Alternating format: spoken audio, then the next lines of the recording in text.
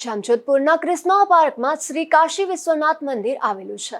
અહીં શ્રાવણ માસના સોમવારે અનેરો ઉત્સવ યોજાય છે, જેમાં ભક્તજનો મોટી સંખ્યામાં દર્શન માટે ઉમટી પડે છે। શ્રાવણ માસ નિમિત્તે કાશી વિશ્વનાથ મહાદેવ મંદિરે એક મહાપૂજાનું આયોજન હતું। આ મહાપૂજામાં જામજોધપુર રાજકીય આગેવાનો તથા તિરુપતિ કૃષ્ણા પાર્ક અને ઉમિયાનગરના નગરપાલિકાના ચારેય વોર્ડના સભ્યો હાજર રહ્યા હતા।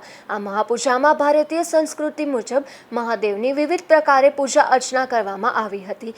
જામજોધપુરમાં આવેલું આ કાશી વિશ્વનાથ મહાદેવનું મંદિર એક આગવું સ્થાન ધરાવે છે। અહીં આખો શ્રાવણ મહિનો મહાદેવની અલગ અલગ ઝાંખી અને વેશભૂષા શણગાર કરવામાં આવે છે। આ મહાપૂજા બાદ સર્વે ભક્તજનો માટે આ વિશેષ પ્રસાદીનું આયોજન કરવામાં આવ્યું હતું। આ મહાપૂજામાં જામજોધપુર ભારતીય જનતા પાર્ટીના પ્રમુખ ચેતનભાઈ કડીવાર, રવિભાઈ મુન્નાભાઈ સીલુ, કૌશિકભાઈ પોપટ, હિરેનભાઈ ખાટ તથા પાટીદાર સમાજના અગ્રણીઓ હાજર રહ્યા હતા। આજે આપણે આવ્યા છીએ જામજોધપુર કૃષ્ણા પાર્કના શ્રી કાશી વિશ્વનાથ મહાદેવ મંદિર। શ્રાવણ મહિનાના દર સોમવારે આ મંદિરમાં મહાપૂજાનું એક વિશેષ આયોજન કરવામાં આવે છે। તો આપણે જામજોધપુરના ભારતીય જનતા પાર્ટીના અગ્રણી શ્રી ચેતનભાઈ કડીવાર વિશે મહાપૂજા વિશે જાણીએ।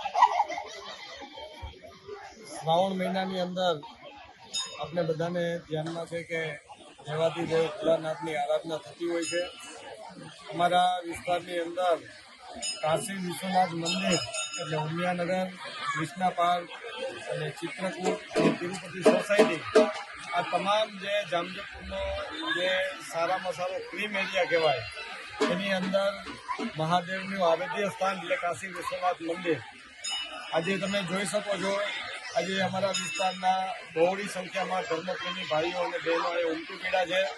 આજે વિશેષ ખુશીની વાત એ છે કે અમારા આ વિસ્તાર જે વોર્ડ નંબર 3માં આવે છે, આ 3 નંબરની અંદર ભારતીય જનતા પાર્ટીના ચૂંટાયેલા અમારા 4 કોર્પોરેટરો દ્વારા આજે મહાઆરતીનો કાર્યક્રમ હતો અને આ આરતીની અંદર બધા કાર્યકરો, આગેવાનો અને નગરજનો દ્વારા બધાનો લાભ લીધો હતો।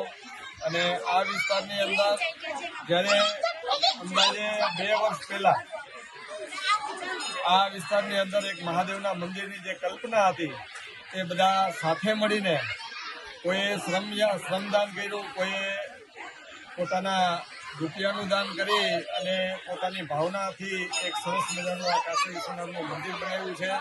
આપણે ભોળાનાથ શંકરને પ્રાર્થના કરીએ કે ભગવાન અમારા વિસ્તાર ઉપર એવી કૃપા કરજે કે બધા સંપીને રહે અને બધાને એવી ભક્તિ આપજે અને ભગવાન તેના શરણમાં રાખી અને બધાને મોક્ષની ગતિ આપે એ ભગવાન શંકરને પ્રાર્થના।